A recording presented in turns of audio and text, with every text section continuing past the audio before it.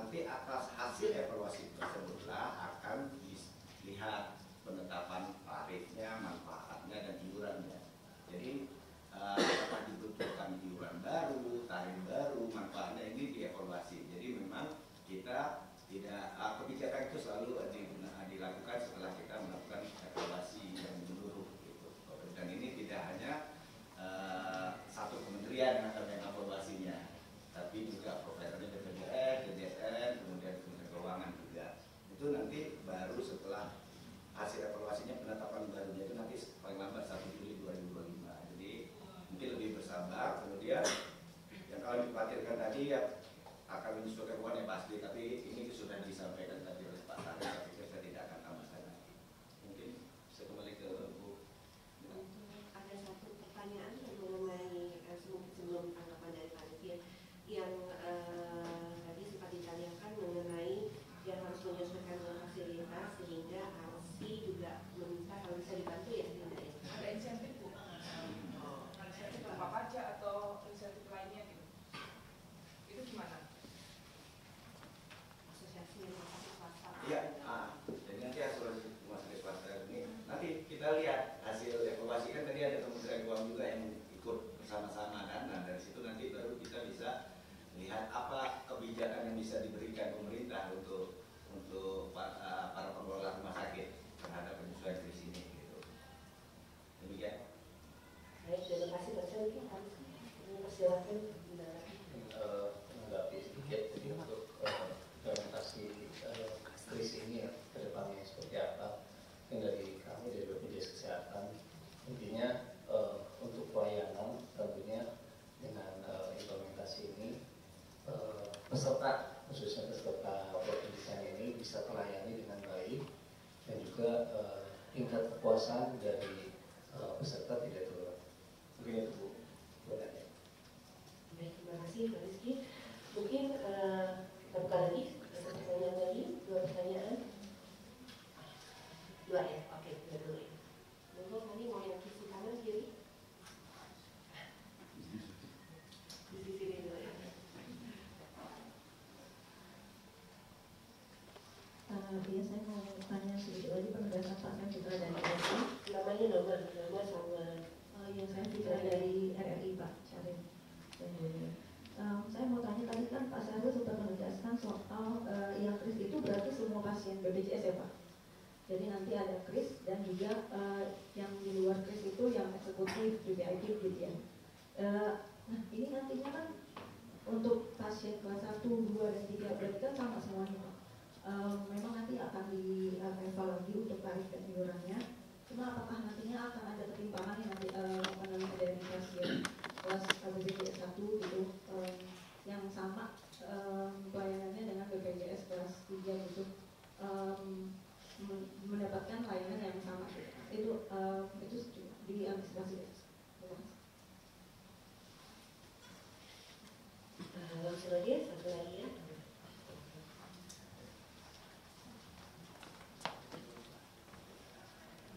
Selamat sore Ibu, saya Isma. Saya Isma dari Enios. Ini Mas, Pak Bu, ini kan ada di pasal 51 ayat 1 ya, di Perpres 2024 ini yang menyatakan peserta dapat meningkatkan perawatan yang lebih tinggi dari haknya, termasuk rawat jalan eksekutif dengan mengikuti asuransi kesehatan tambahan. Nah, apakah ini artinya ada perubahan dengan pengurangan jenis pengobatan dan klaim obat yang ditanggung oleh BPJS sehingga klaim tersebut ditanggung oleh asuransi swasta? Dan apakah artinya nantinya asuransi swasta ini sistemnya berobatnya harus terintegrasi dengan BPJS? Terima kasih. Ya, baik, cukup dulu ya, dulu ya kayaknya. Silakan Pak Fahil, mungkin pertanyaan dari Mbak Fitra, apakah ada dampak terhadap Isama kali ini terhadap terkait pelayanan? Ya, terima kasih.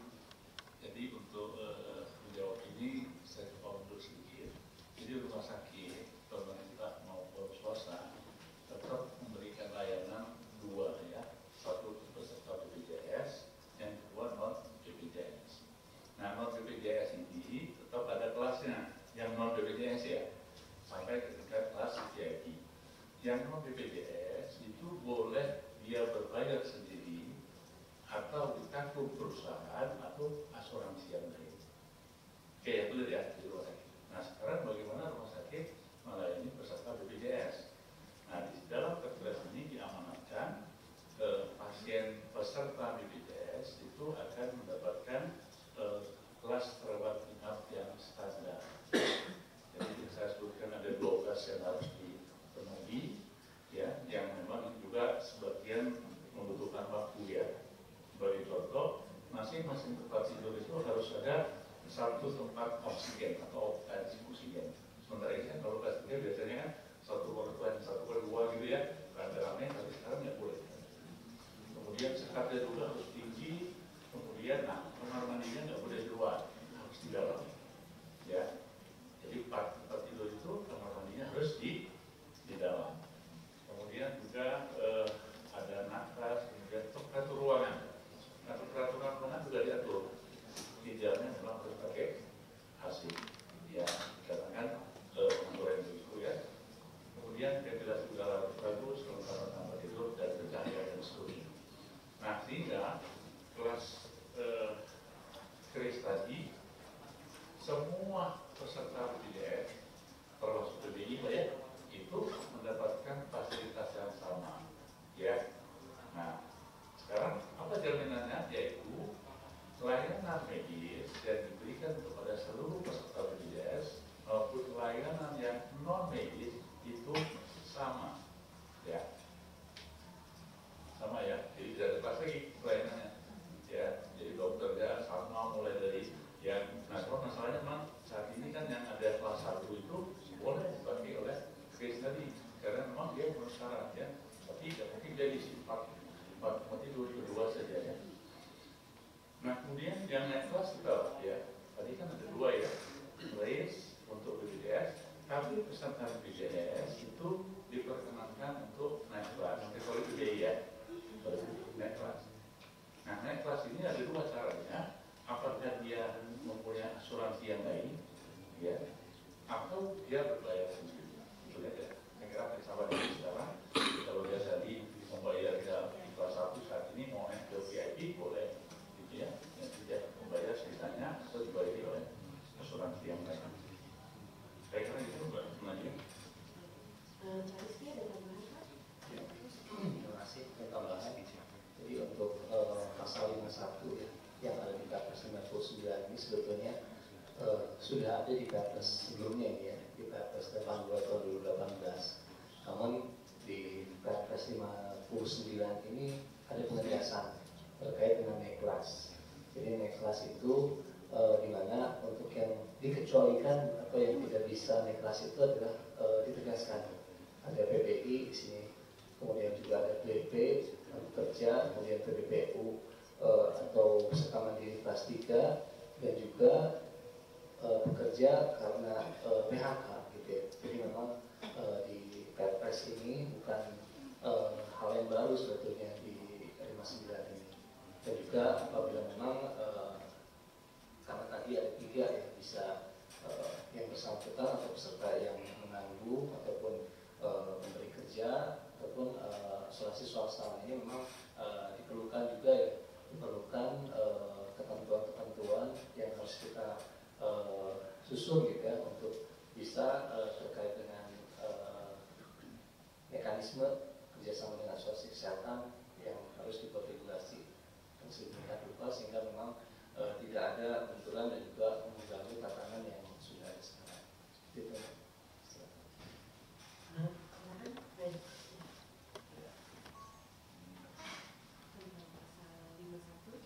Oh ya, Mbak Isma. Ya. Oh Isma. Iya. Menurut saya. Terima kasih tentang kita seperti itu asuransi kesehatan tambahan itu sebenarnya pengaturan saya menegaskan sampai pada bukan hal yang baru. Jadi kalau kita trace ke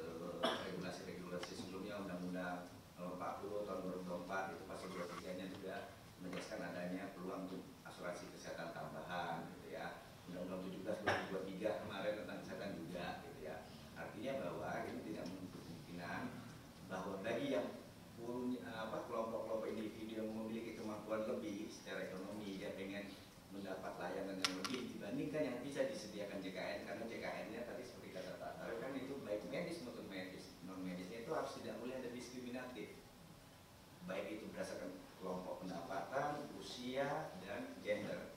Semua warga negara Indonesia itu yang terdapat sebagai peserta BPJS harus mendapatkan layanan yang sama. Itu yang dipastikan. Dan salah satunya itu kualitas yang ditingkatkan melalui Perpres ini.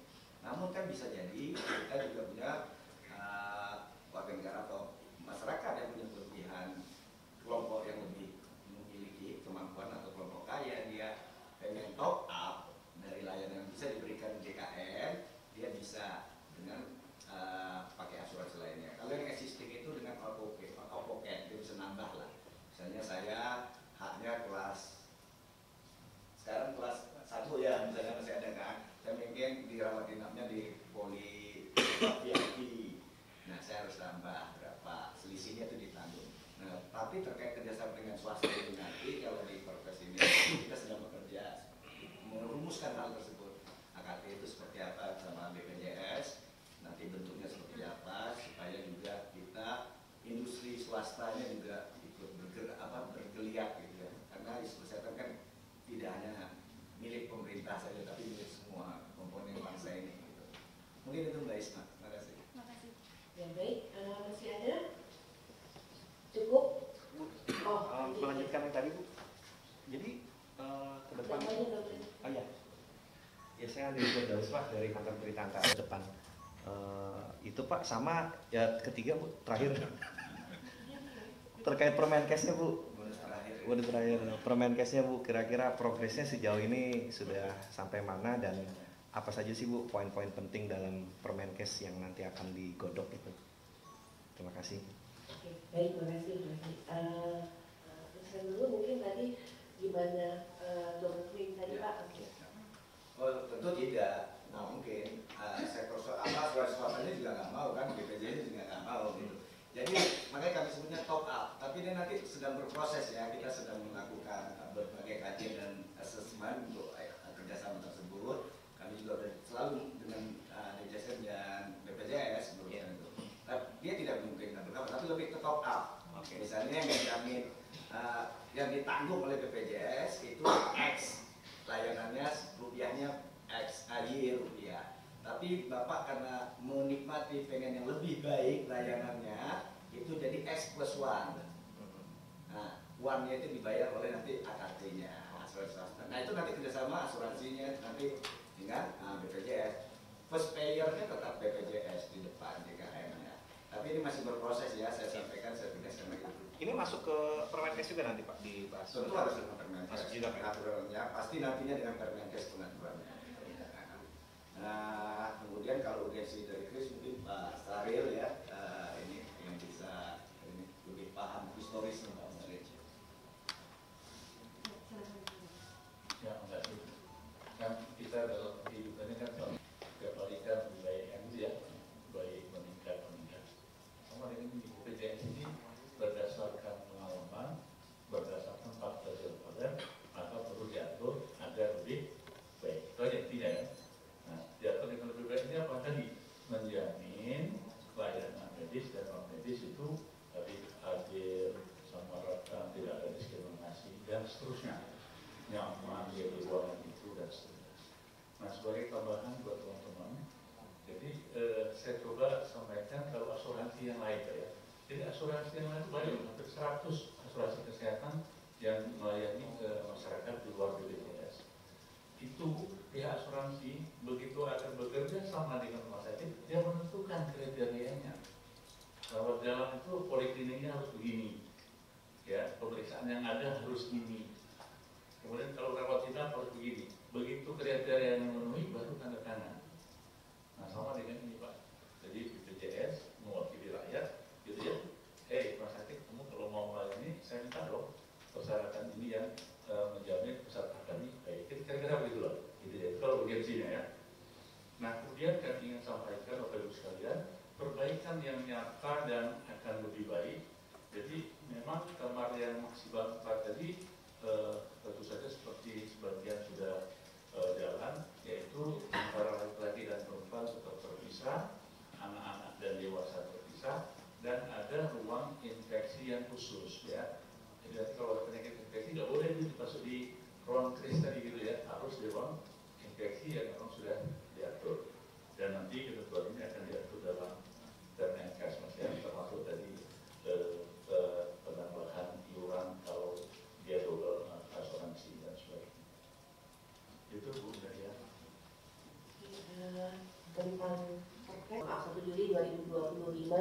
itu pasti sudah akan bisa lengkap dan bisa diterapkan. Ingat terkait kembali ya tentang tarif ya dan iuran ya.